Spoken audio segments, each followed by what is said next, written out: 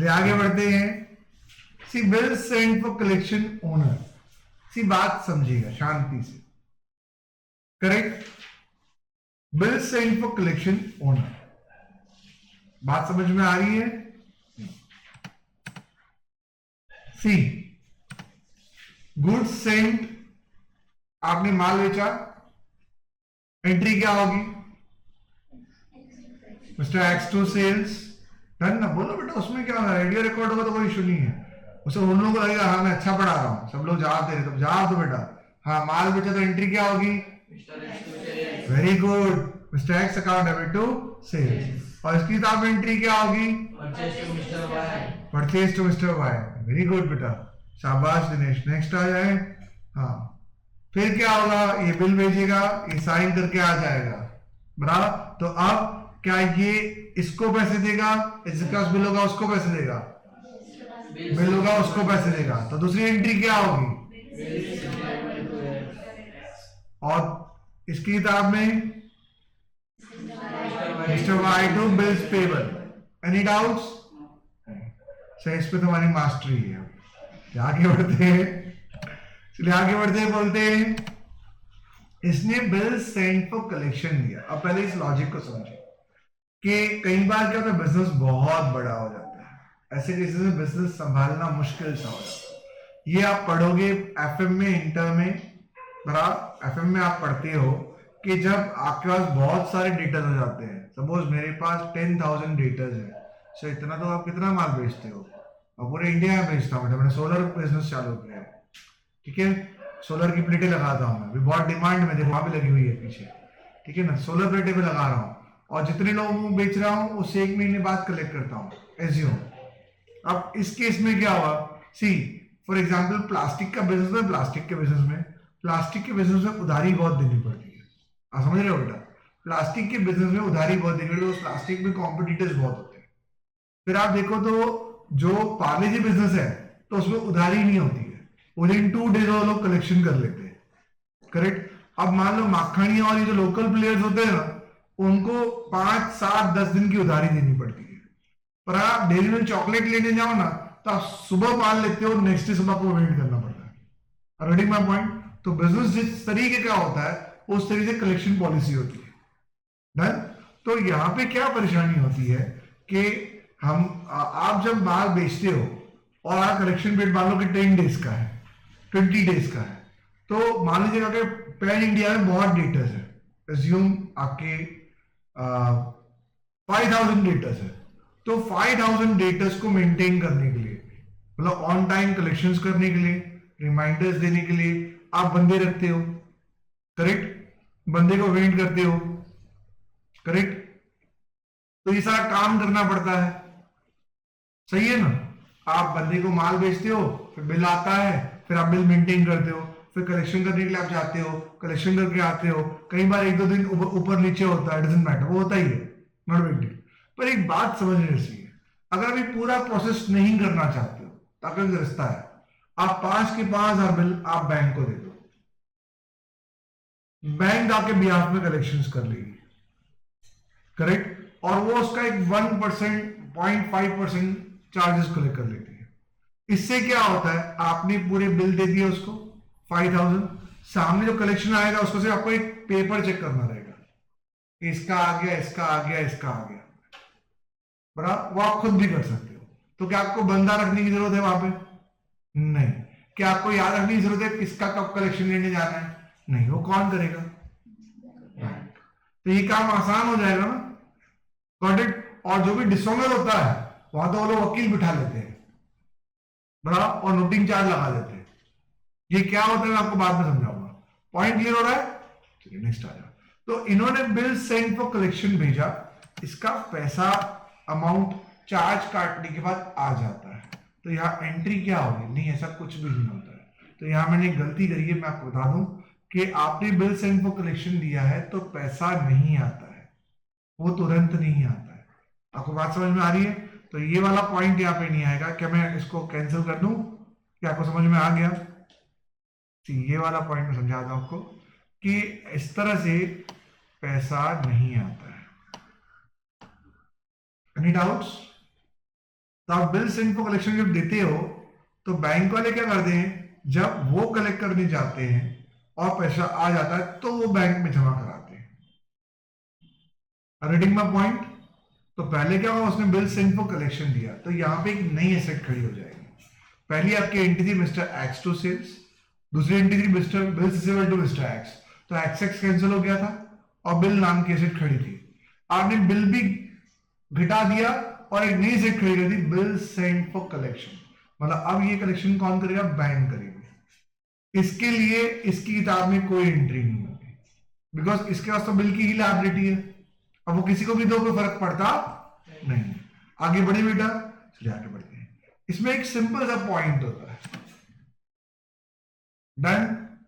Simple सा point है कि अब उन्होंने पैसे मांगने गया, इसने पैसे दे दिए, करेक्ट। अब वो जो पैसे इसने दिए उसके बाद ये पैसा जमा होगा, गॉट इट। ये पैसे आ गए ना, उसके बाद जमा होगा, वो भी चार्ज काट के। तो बैंक से कितने आएंगे, 9900। चार्ज काट लिया और 100 रुपए, तो बाकी बिल सेंड फॉर कलेक्शन जो डेबिट था उसे क्रेडिट करके निकाल दिया। देखिए समझ लीजिए, ये रहा। पहले बिल जो था ऊपर डेबिट, उसे क्रेडिट करके निकाल दिया, और अब bill send for collection debit है, करेक्ट। और आप उसको भी निकाल के क्रेडिट कर दोगे और सामने बैंक से पैसा आ जाएगा। एनी डाउट्स यहां पे, कोई परेशानी है? फिर से एक बार समझाने की जरूरत है, समझाने की जरूरत है नहीं। अब देखिए सिंपल सा पॉइंट है, इसने पैसे दे दिए तो इसके लिए तो बिल की ही लायबिलिटी थी, तो एंट्री क्या होगी, bill receivable to bank. Any doubts? बड़ा कोई डाउट नहीं है ना? तो एक लॉजिक समझते हैं। अब इसको हम लोग देखते हैं एक्सेल में। ये एंडोर्समेंट है, रिन्यू है, आया है, तो वो किधर गया? आपने क्या लिया था, बिल सेंड फॉर कलेक्शन। चलिए ठीक है, कोई इश्यू नहीं है बेटा, मैं कर लेता हूं, इससे कर लेता हूं, ये भी सेम ही तो है, इसमें थोड़े चेंजेस कर लेते हैं, चलेगा ना बेटा? चला लेना, आप बहुत अच्छे इंसान हो बेटा, सीरियसली। मेरे को काम करके देते हो ना, मैं बहुत बहुत अच्छा मानता हूं उसको। चलिए आगे बढ़ते हैं। तो पहली एंट्री क्या होगी, मिस्टर एक्स टू सेल्स, दूसरी bill send to mister X, तीसरी एंट्री क्या होगी, उसने बिल सेंड किया कलेक्शन के लिए, तो यहां एंट्री क्या आएगी बेटा, account debit to bill receivable account, तो यहां पे ये निकल जाएगा और यहां एंट्री आएगी, अच्छा, bill send for collection account debit,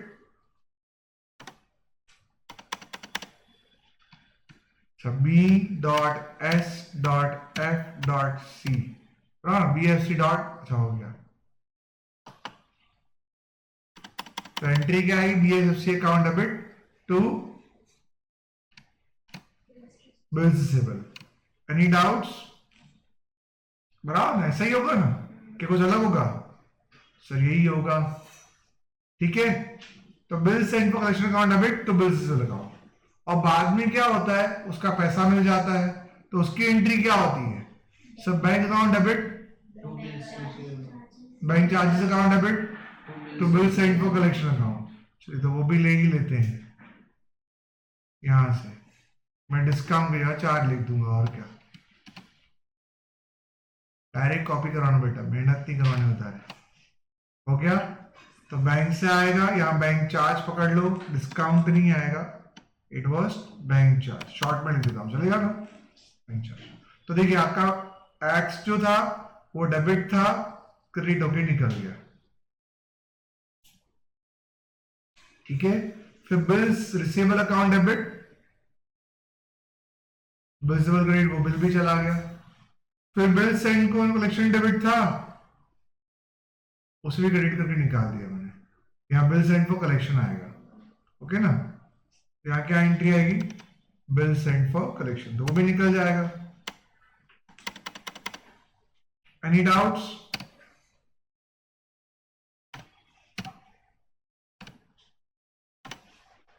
बेटा कोई डाउट है बेटा? कोई परेशानी नहीं है ना? आगे बढ़ते हैं। Okay, any doubts? तो ये आमने सामने कैंसिल ही हो गया, तो बैंक चार्ज टू सेल्स हो गया जैसे हम नॉर्मली करते हैं। अब परचेज टू वाई एंट्री क्या होती है, बोलिए। परचेज टू वाई, अच्छा मैं परचेज किया तो एंट्री क्या हुई, परचेज टू वाई। फिर वाई को क्या करना है, बिल चुकाना है। तो वाई को बिल भेजा गया था, सॉरी एक्स को, तो उसने क्या किया, साइन करके दे दिया। तो एंट्री क्या होगी, Y to bills payable.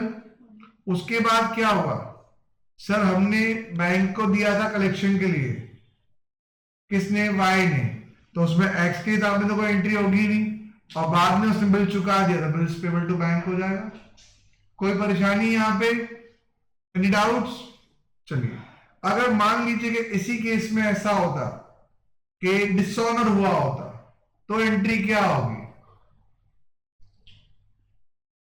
Sir पहले आप बताइए फिर हम कहेंगे सर, सही है ना?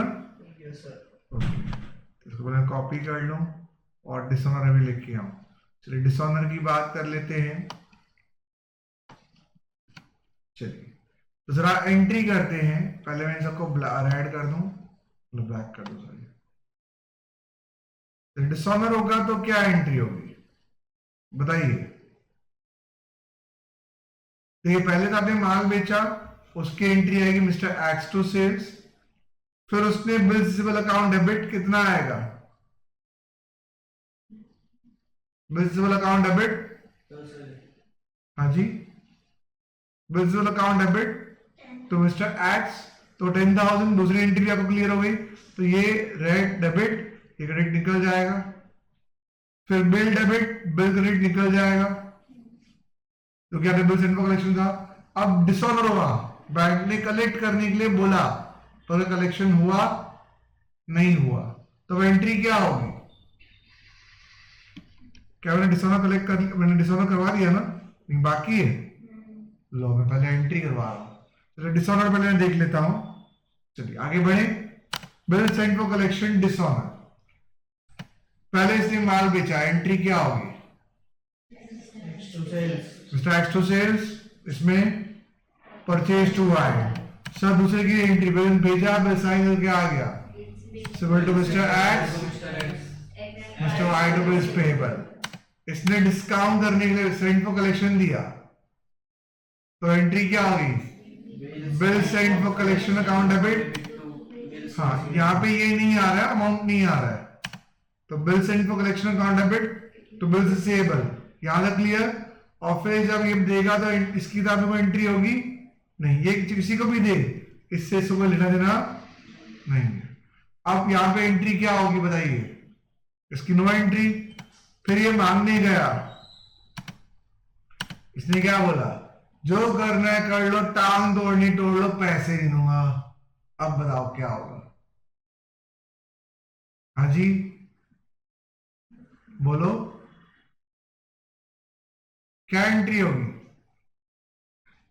सर देखिए, अगर मान लीजिए कि बिल सेंड फॉर कलेक्शन, तो आपका ड्यू जो है वो एक्सपायर हो गया, तो आपको बंदे से पैसे लेने हैं, और जो बिल इसको दिया था वो एक्सपायर हो गया, तो एंट्री आएगी X account debit to bill send for collection, because X से लेने हैं और वो bill send for collection expire हो गया, करेक्ट, सही है। और इसकी किताब में क्या एंट्री होगी, बिल पेबल तो एक्सपायर ही हो गया, पर चुका दिया तो बैंक लिखता, नहीं चुकाया तो अब इसको चुकाना है, तो bill payable to Y. Any doubts है भाई, नहीं, चलिए तो फिर ये क्लियर हो गया। चलिए अब इसको जॉइंटली देखते हैं, तो एंट्री क्या होगी, देखें एक्सेल में, देख लेना, हाँ चलिए। तो देखिए इसकी क्या एंट्री होगी, देखिए पहली बात तो डिस्काउंटिंग में क्या, पहले इन सबको ब्लैक कर देता हूं।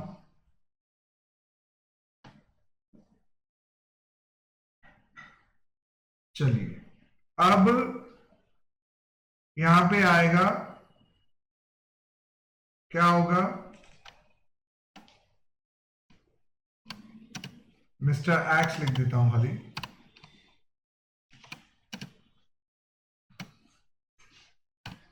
ओके, और इस तो पूरे 10,000 ही लेने हैं, तो हाँ जी बोलिए, कुछ कहना है किसी को? मैं मेहनत कर लेता हूँ मैं भी थोड़ी। क्या ठंड लग रही है? तो बेटा इसको बंद कर दो, या तो उसको बढ़ा दो ना टेम्परेचर को थोड़ी देर के बाद, अभी बंद कर दे, बाद में टेम्परेचर बढ़ा देना। चलिए ये क्लियर हो गया। अब देखिए यहाँ पे क्या एंट्री होगी, पहले मिस्टर एक्स ने माल बेचा तो एंट्री क्या होगी, मिस्टर एक्स टू सेल्स।